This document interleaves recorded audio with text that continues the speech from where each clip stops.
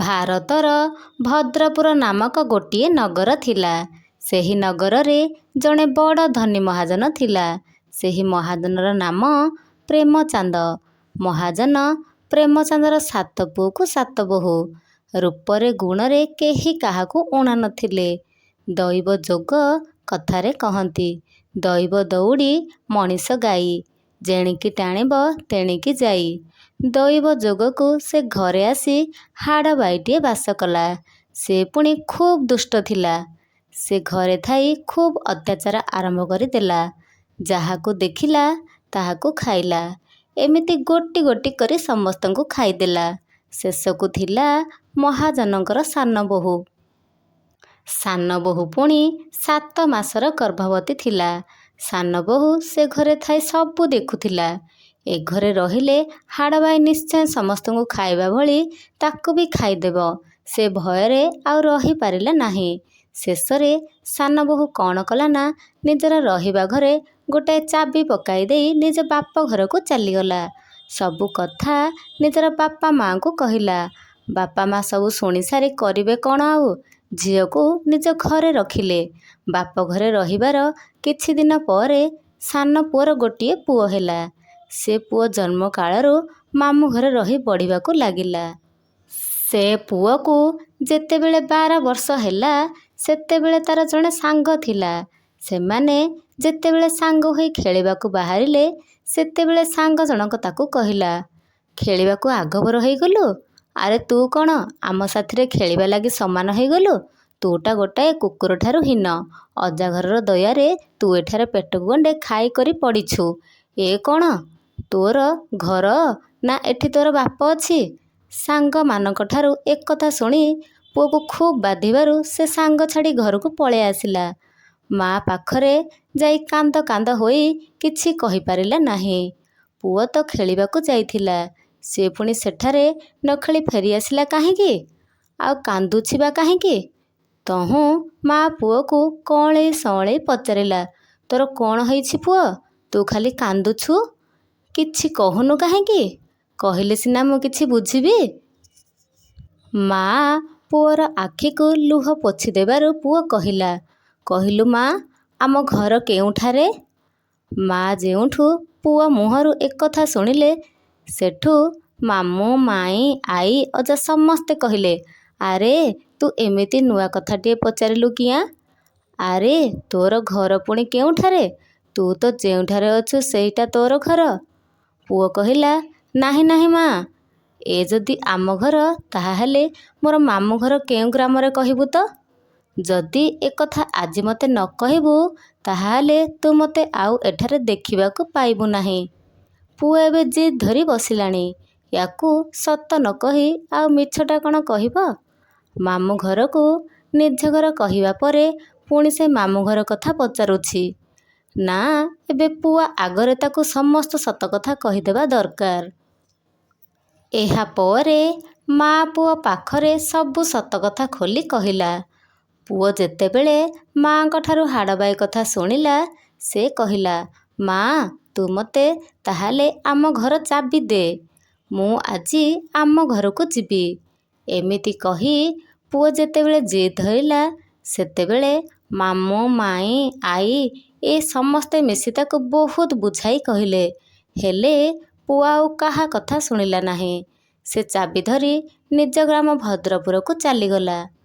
ପୁଅ ଯାଇ ନିଜ ଗ୍ରାମ ଭଦ୍ରପୁରଠାରେ ପହଞ୍ଚି ଘର ଚାବି ଖୋଲନ୍ତେ, ତାହା ଦେଖି ହାଡ଼ବାଇ ତା ଉପରେ ଭୀଷଣ ଭାବରେ ରାଗିଗଲା। ପୁଅକୁ ଖୁବ୍ ଧମକାଇ କହିଲା, ଦେଖ, ସାବଧାନ ଟୋକା, ଚାବି ଖୋଲ ନାହିଁ, କିମ୍ବା ସେହି ଘର ଭିତରକୁ ଯାଅ ନାହିଁ। ତୁମେ ଘର ଭିତରେ ନ ପଶି ସେଇଠାରେ ଚୁପ୍ ହୋଇ ରହ। ତୁ ଯଦି ମୋର କଥା ନ ମାନିବୁ, ତାହେଲେ ମୁଁ ତୋତେ ଖାଇଯିବି। ଟୋକା କାହିଁକି ଡରିବ? ସେ ବି କହିଲା, ତୁ ମୋତେ ଖା ନା, ମୁଁ ତୋତେ ଭଲରେ କହୁଛି। ମୁଁ ଏହି ଘରେ ରହିବି, ତେଣୁ ତୁ ମୋତେ ଆଦୌ ବିରୋଧ କରିବୁ ନାହିଁ। ଆଉ ବି ମନେ ରଖ, ମୁଁ ଏହି ଘରେ ରହିଲେ ତୋତେ ବହୁତ ଭଲ ଭଲ ସ୍ୱାଦପୂର୍ଣ୍ଣ ଖାଦ୍ୟ ଆଣି ଖାଇବାକୁ ଦେବି। ଟୋକା କଥାରେ ହାଡ଼ବାଇର ମନ କେମିତି ଗୋଟାଏ ଶାନ୍ତ ହୋଇଗଲା। ସେ କହିଲା, ଠିକ୍ ଅଛି, ମୁଁ ତ କଥା ମାନିଲି, ତୁ ମୋତେ ଭଲ ଭଲ ଜିନିଷ ଆଣି ଖାଇବାକୁ ଦେବୁ ତ? ଏଥିଲାଗି ମୁଁ ତୋତେ ଏଠାରେ ରହିବାର ସୁଯୋଗ ଦେଲି। ଟୋକା ଆଉ ମାମୁଁ ଘରକୁ ଗଲା ନାହିଁ। ସେହି ଦିନଠାରୁ ସୁଖ ଆଉ ଦୁଃଖ ମଧ୍ୟରେ ସେହି ଘରେ ହିଁ ସମୟ ଅତିବାହିତ କଲା। ଦିନକର କଥା, ହାଡ଼ବାଇ କେଉଁଆଡ଼େ ଯିବାକୁ ବାହାରିଥାଏ।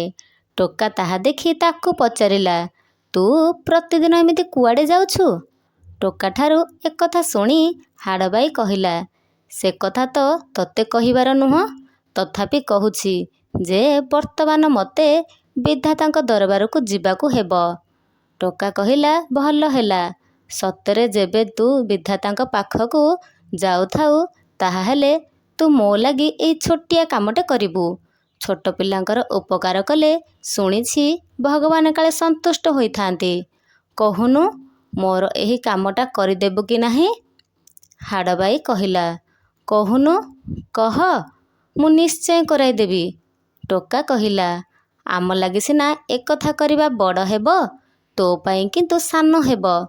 ତୁ ବିଧାତାଙ୍କ ପାଖକୁ ଯେତେବେଳେ ଯାଉଛୁ ତାହାହେଲେ ବିଧାତାଙ୍କ ଠାରୁ ଟିକେ ବୁଝି ଆସିବୁ ତ ମୋର ଆୟୁଷ କେତେ, ମୁଁ ଆଉ କେତେ ଦିନ ବଞ୍ଚିପାରିବି। ତହିଁ ଆରଦିନ ହାଡ଼ବାଇ ବିଧାତାଙ୍କ ପାଖକୁ ଗଲା। ତାର ଯାହା ବୁଝିବାର ଥିଲା ସେ ସବୁ ବୁଝି ସାରିବା ପରେ ବିଧାତାଙ୍କୁ ପଚାରିଲା, ହେ ବିଧାତା, ମୋତେ ଟିକେ କହିଦିଅନ୍ତୁ ଯେ ମୋ ପାଖରେ ଯେଉଁ ଟୋକା ଅଛି ତାର ମୋଟାମୋଟି ଆୟୁଷ କେତେ? ବିଧାତା କହିଲେ, ସେ ଟୋକା ଅତି ବେଶୀରେ 80 ବର୍ଷ ଯାଏ ଏ ସଂସାରରେ ବଞ୍ଚି ରହିବ। ସେଦିନ ବିଧାତାଙ୍କ ପାଖରୁ ହାଡ଼ବାଇ ଫେରି ଆସିଲା। ଟୋକା ପାଖରେ ପହଞ୍ଚିଥିବାରୁ ସେ କହିଲା, ବିଧାତା କହିଲେ ଯେ ତୋର ମୋଟାମୋଟି ଆୟୁଷ 80 ବର୍ଷ। ହାଡ଼ବାଇଠାରୁ ଏକଥା ଶୁଣି ପୁଣି ଟୋକା ଅନୁରୋଧ କରି କହିଲା, ଆଚ୍ଛା, କାଲି ତ ପୁଣି ତୋ ବିଧାତାଙ୍କ ପାଖକୁ ଯିବୁ। ବିଧାତାଙ୍କୁ କହିବୁ, ନା ମୋର ଆୟୁଷରୁ ଗୋଟିଏ ବର୍ଷ କମେଇ ଦିଅନ୍ତେ। ଯଦି କମେଇ ଦେବାକୁ ସେ ରାଜି ନ ହେବେ ତାହେଲେ ସେହି ଗୋଟିଏ ବର୍ଷ ବଢ଼ାଇ ଦିଅନ୍ତେ। ତା ପରଦିନ ହାଡ଼ବାଇ ପୁନଶ୍ଚ ବିଧାତାଙ୍କ ପାଖକୁ ଗଲା। ନିଜର ଯାହା ସବୁ କାମ ଥିଲା ତାହା ସାରି ବିଧାତାଙ୍କୁ କହିଲା, ହେ ବିଧାତା ମହାଶୟ, ମୋର ଆଉ ଗୋଟିଏ କଥା ଆପଣଙ୍କୁ କହିବାର ଅଛି। ସେହି କଥା ହେଲା, ସେହି ଟୋକାଟା ଆପଣଙ୍କର ଚରଣରେ ବିନମ୍ର ପ୍ରକାଶ କରି କହିଛି, ତାର ଯେଉଁ 80 ବର୍ଷ ବୋଲି ଆୟୁଷ କଥା କହିଲେ ଆପଣ ସେଥିରୁ ଗୋଟିଏ ବର୍ଷ କମେଇ ଦେବେ କିମ୍ବା ଗୋଟିଏ ବର୍ଷ ବଢ଼େଇ ଦେବେ। ହାଡ଼ବାଇଠାରୁ ଏକଥା ଶୁଣି ବିଧାତା କହିଲେ, ବିଧାତାର ଯାହା ବିଧାନ ତାହା କେବେ ବଦଳା ବଦଳି କରାଯାଇ ପାରେନା। ଥରେ ଯାହା ଲେଖାଯାଇଥାଏ ତାର ଆଉ କୌଣସି ପରିବର୍ତ୍ତନ କରାଯାଇ ପାରେନା। ତେଣୁ ସେଥିରୁ ଗୋଟିଏ ଦିନ କମାଇ ଦିଆଯାଇ ପାରିବ ନାହିଁ କି ଗୋଟିଏ ଦିନ ବଢ଼ା ହୋଇ ପାରିବ ନାହିଁ। ବିଧାତାଙ୍କ ଦରବାରରୁ ନିଜର କାମ ସାରି ହାଡ଼ବାଇ ଫେରିଆସି ସେ ଟୋକାକୁ କହିଲା, ତୋର କାମ ବିଧାତା ଆଉ କରିବେ ନାହିଁ ବୋଲି ମନା କରିଦେଲେ। ସବୁଦିନ ପରି ତା ପରଦିନ ହାଡ଼ବାଇ ବିଧାତାଙ୍କ ଦପ୍ତରକୁ ଯାଇ ନିଜର କାମ ସାରି ଫେରି ଆସିଲା। ଆସି ଘରେ ଦେଖେ ତ ଟୋକା ଚଉକସ ଭୋଜନ କରିସାରିଛି। ତା ଲାଗି କିଛି ବି ରଖିନାହିଁ। ହାତରେ ଗୋଟାଏ ଶକ୍ତ ନିଆଁ ଧରିଛି। ଟୋକାକୁ ଏପରି ଅବସ୍ଥାରେ ଦେଖି ହାଡ଼ବାଇ କହିଲା, ମୋତେ ଖାଇବାକୁ ଦେ, ମୋତେ ଖୁବ୍ ଭୋକ ହେଉଛି ପରା। ହାଡ଼ବାଇ ଆଜି ଖାଇବାକୁ ମାଗୁଛି। ଟୋକା ଏକଥା ଶୁଣି ଖାଲି ଠୋ ଠୋ ହୋଇ ହସିବାକୁ ଲାଗିଲା। ହାଡ଼ବାଇର ମୁଖକୁ ଚାହିଁ କହିଲା, ଆଜି କିନ୍ତୁ ତୋ ପାଇଁ କିଛି ଖାଇବା ପଦାର୍ଥ ନାହିଁ। ତୁ ଆଜି ନ ଖାଇ ଚୁପ୍ ହୋଇ ଶୋଇପଡ଼। ଆସନ୍ତା କାଲିକୁ ଖାଦ୍ୟ ପ୍ରସ୍ତୁତ କରି ରଖିଥିବି, ତୁ ଆସିଲେ ଖାଇବୁ। ଟୋକାଠାରୁ ଏକଥା ଶୁଣି ହାଡ଼ବାଇ ରାଗରେ ନିଆଁ ହୋଇଗଲା। କ୍ରୋଧରେ ସେ ଦାନ୍ତ କଡ଼ମଡ଼ କରି କହିଲା, ତୁ ପିଲା ଲୋକ ବୋଲି ଦୟାରେ ଆଜି ଯାଏ ମୁଁ ତୋତେ ନ ଖାଇ ରଖିଛି, କିନ୍ତୁ ଆଜି ଜାଣିବୁ ତୁ ମରଣ ମୁଖରେ ପଡ଼ିବୁ। ହାଡ଼ବାଇଠାରୁ ଏପରି ଧମକପୂର୍ଣ୍ଣ କଥା ଶୁଣି ଟୋକା ତାକୁ ଉତ୍ତର ଦେଲା, ଆରେ ବିଧାତା ପରା ମୋର ଆୟୁଷ ଗୋଟିଏ ଦିନ ବଢ଼ାଇବାକୁ କିମ୍ବା କମାଇବାକୁ ମନା କରିଦେଲେ। ମୋତେ ଏ ଦୁନିଆରେ ବାଧ୍ୟ ହୋଇ 80 ବର୍ଷ ବଞ୍ଚିବାକୁ ହେବ। ମୁଁ ତ ମରିବି ନାହିଁ, ତାହାହେଲେ ତୁ ମୋତେ ଖାଇବୁ କିପରି କହିଲୁ? ତୋର ଯେବେ ଭଲ ଗତି ଅଛି ତାହେଲେ ଯେତେ ଶୀଘ୍ର ତୁ ମୋର ଘରୁ ବାହାରି ଯା, ତା ନହେଲେ ମୋର ଏହି ଜଳନ୍ତା ନିଆଁ ଖୁଣ୍ଟାକୁ ଦେଖୁଛୁ। ଏହା କହି ଟୋକା ଅଳ୍ପ ଦୂର ଗୋଡ଼ାଇ ଯାଆନ୍ତେ ହାଡ଼ବାଇ ଖୁବ୍ ତରତର ହୋଇ ସେ ଘର ଛାଡ଼ି ପଳାଇଲା। ହାଡ଼ବାଇ ପଳାଇ ଯିବାରୁ ଟୋକା ତାର ମାମୁଁ ଘରକୁ ଗଲା। ସେଠାରେ ସମସ୍ତଙ୍କୁ ହାଡ଼ବାଇକୁ ବିଦା କରିଦେବା କଥା ଶୁଣାଇ ମାଆଙ୍କୁ ଧରି ନିଜ ଘରକୁ ଆସିଲା। ନିଜ ଘରେ ଆସି ସୁଖ ଶାନ୍ତିରେ ରହିଲା। ଏତେବେଳ ଯାଏ ରାଜକନ୍ୟା ନିଜର ପିତା ମାତା ଓ ସେଠାରେ ଉପସ୍ଥିତ ଥିବା ଲୋକଙ୍କ ଆଗରେ କଥାଟି କହିସାରିଲା।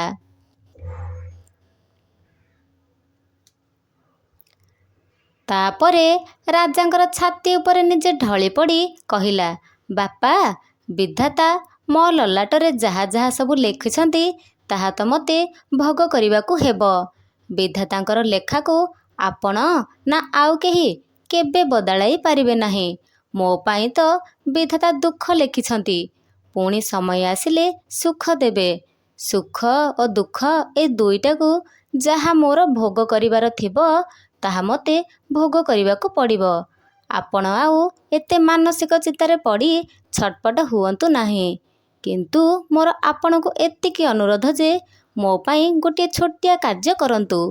ମୋ ପାଇଁ ଗୋଟିଏ ବିଜ୍ଞାପନ ଲେଖି ସେହି ବିଜ୍ଞାପନକୁ କାଶୀ ସହରର ଚତୁର୍ଦିଗରେ ବାଣ୍ଟି ଦେବେ। ସେଥିରେ ବିଷୟବସ୍ତୁ ଲେଖିବେ ଯେ ମୋ ଝିଅ ସାରା ସଂସାରକୁ ଗୋଟିଏ ପ୍ରଶ୍ନ ପଚାରିବାକୁ ଚାହେଁ। ସେହି ପ୍ରଶ୍ନର ଉତ୍ତର ଯେ ସଠିକ୍ ଭାବରେ ଦେଇପାରିବ, ଉତ୍ତରକର୍ତ୍ତାକୁ ରାଜଦରବାର ତରଫରୁ 1,00,000 ସୁବର୍ଣ୍ଣ ମୋହର ପ୍ରଦାନ କରି ପୁରସ୍କୃତ କରାଯିବ।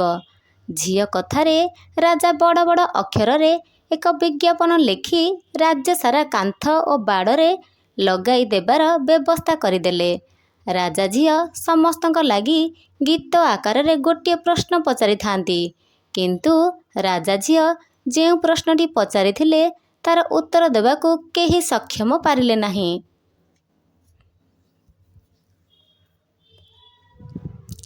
ତଥାପି ଏହାର ଉତ୍ତର ଦେବା ନିମନ୍ତେ ଯେଉଁମାନେ ରାଜଦରବାରକୁ ଆସିଲେ, ରାଜା ତାଙ୍କୁ ଖାଲି ହସ୍ତରେ ନ ଫେରାଇ କିଛି କିଛି ଉପହାର ଦେଇ ଫେରାଉଥିଲେ।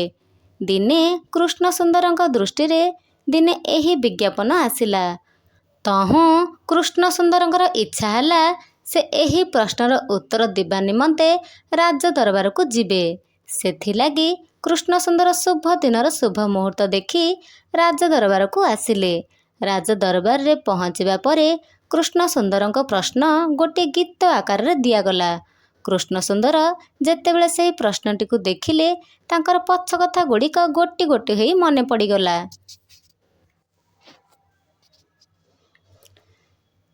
ତାପରେ ସେ ପ୍ରଶ୍ନର ସଠିକ୍ ଉତ୍ତରକୁ ଗୀତ ଛଳରେ ରାଜକୁମାରୀଙ୍କୁ ଦେଲେ। ରାଜକୁମାରୀ ଏବେ ଯାଏ ଯେତେ ଉତ୍ତର ପାଇଥିଲେ କୌଣସି ଉତ୍ତର ତାଙ୍କ ମନକୁ ପାଇନଥିଲା। ତେଣୁ ସବୁ ଉତ୍ତରକୁ ସେ ପ୍ରତ୍ୟାଖ୍ୟାନ କରି ଦେଉଥିଲେ। କିନ୍ତୁ କୃଷ୍ଣସୁନ୍ଦର ଯେଉଁ ଉତ୍ତରଟି ଦେଲେ ତାହା ଦେଖି ରାଜକୁମାରୀ ଦୁଃଖରେ ମ୍ରିୟମାଣ ହୋଇପଡ଼ିଲେ। ତହୁଁ ସେ କାନ୍ଦିବାକୁ ଲାଗିଲେ।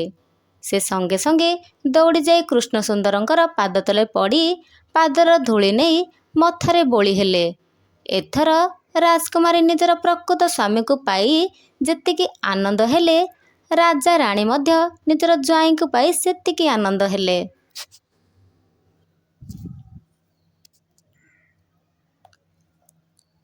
ଏକଥା ପ୍ରଘଟ ହୋଇଯିବା ପରେ ରାଇଜ ସାରା ଆନନ୍ଦରେ ଉତ୍ସବ ଲାଗି ରହିଲା। ସେହି ଦିନଠାରୁ କୃଷ୍ଣସୁନ୍ଦର ଶ୍ୱଶୁର ଘରେ ବସବାସ କଲା। ରାଜା ଝିଅ ମଧ୍ୟ ସ୍ୱାମୀଙ୍କର ମନ ପରଖି ସେବା କରୁଥାଏ। କେହି କାହାକୁ ଦଣ୍ଡେ ପାଖରୁ ଅନ୍ତର କରି ରହିପାରୁନଥାନ୍ତି। ଏହିପରି ଭାବରେ କୃଷ୍ଣସୁନ୍ଦର ଶ୍ୱଶୁର ଘରେ ଖୁବ୍ ଆନନ୍ଦରେ ଦିନ ବିତାଇଲେ।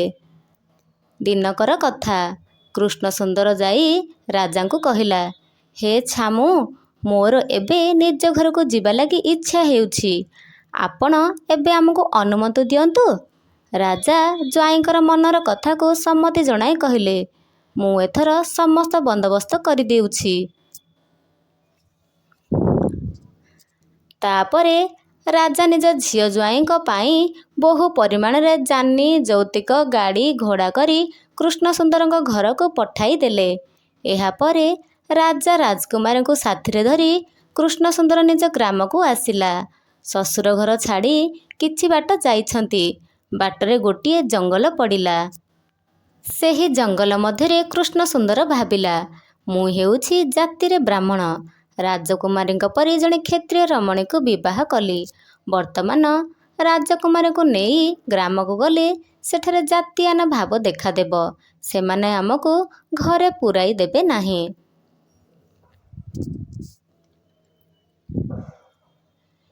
ଏଥିଲାଗି ମୋତେ ଗୃହ ପରିତ୍ୟାଗ କରି ଦୁଃଖ ଭୋଗ କରିବାକୁ ହେବ। ସାଇ ପଡ଼ିଶାର ଲୋକେ ଏପରି ବିବାହକୁ କେବେ ହେଲେ ସମର୍ଥନ କରିବେ ନାହିଁ। ସେମାନେ ଆମକୁ ଜାତିରୁ ତଡ଼ିଦେଲେ ଏହାପରେ ଆମେ କ'ଣ କରିବୁ? ରାଜା ଝିଅକୁ ଯଦି ମୁଁ ଏହି ରାସ୍ତାରେ ଛାଡ଼ି ଦେଇ ଲୁଚି କରି ଚାଲିଯିବି, ସେଥିରେ ମଧ୍ୟ ମୋତେ ଶାନ୍ତି ମିଳନ୍ତା, ଦୁଃଖ ବି ହଟନ୍ତା। ହେଲେ ରାଜା ଝିଅ ଯେବେ ପଥ ପଚାରି ପଚାରି ମୋ ଘରେ ପହଞ୍ଚିଯିବ, ତାହାହେଲେ ତ ମୋତେ ପୁଣି ସେହି ଦଶା ଭୋଗ କରିବାକୁ ହେବ। ନା, ତାହା କରିବି ନାହିଁ। ଶେଷରେ କୃଷ୍ଣ ସୁନ୍ଦରଙ୍କ ମୁଣ୍ଡରେ ଭୂତ ସବାର ହେଲା। ସେ ଚିନ୍ତା କଲା ଯେ ମୂଳୁ ମାଇଲେ ଜୀବ ସରି ଦେବଙ୍କ ସଙ୍ଗେ କିମ୍ପା କଳି। ଏହା ଭାବି କୃଷ୍ଣ ସୁନ୍ଦର ରାଜା ଝିଅକୁ ସେହି ରାସ୍ତାରେ ମାରି ଫିଙ୍ଗି ଦେଇ ପଳାଇଗଲା। ସାରି ଏଥର ଶୁଆକୁ କହିଲା, ଏଇ କଥାଟିକୁ ଶୁଣିଲୁ ତ ଶୁଆ, ଏଥର କାହିଁକି ଲାଜରେ ମୁହଁ ବୁଲାଉଛୁ? ଏଥର ମୋ କଥାର ଜବାବ ଦେଇ କହୁନା, ତୁମର ଏହି ପୁରୁଷ ଜାତି ଗୁଡ଼ାକ କେତେ ଅବିଶ୍ୱାସୀ ଆଉ କେତେ ନିଷ୍ଠୁର।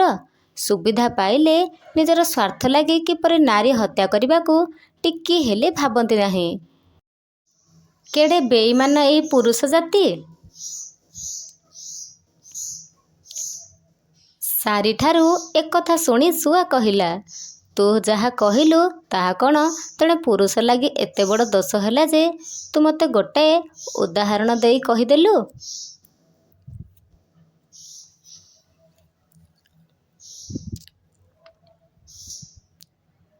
ଏବେ ଶୁଣୁନୁ, ତମ ନାରୀମାନେ ପୁରୁଷମାନଙ୍କ ଠାରେ କେଡ଼େ କେଡ଼େ ଅନ୍ୟାୟ କାର୍ଯ୍ୟ ମାନ କରିଥାନ୍ତି। ଶୁଣୁ, ମୁଁ ଏଥର ତୋତେ ତୁମ ନାରୀମାନଙ୍କର କରିଥିବା ଅନ୍ୟାୟ କର୍ମର କଥା କହୁଛି। ଦର୍ଶକ ବନ୍ଧୁମାନେ, ଯଦି ମୋ ଓଡ଼ିଆ କାହାଣୀଟି ଆପଣମାନଙ୍କୁ ଭଲ ଲାଗିଥାଏ, ଲାଇକ୍, ସେୟାର ଆଣ୍ଡ ସବସ୍କ୍ରାଇବ୍ କରିଦେବେ। ରହୁଛି। ଜୟ ଜଗନ୍ନାଥ।